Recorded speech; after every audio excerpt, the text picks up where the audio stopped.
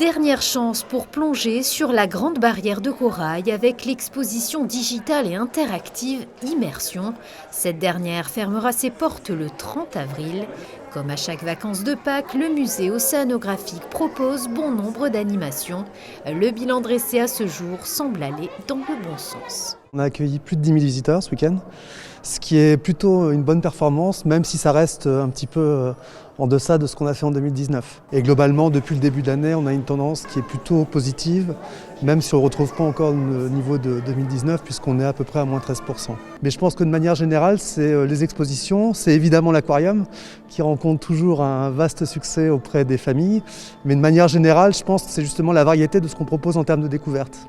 Mission Polaire emmènera dès le premier week-end de juin les visiteurs dans les montes polaires, véritables sentinelles du réchauffement climatique, l'objectif étant de faire prendre conscience de la fragilité des glaciers à travers différents espaces d'exposition.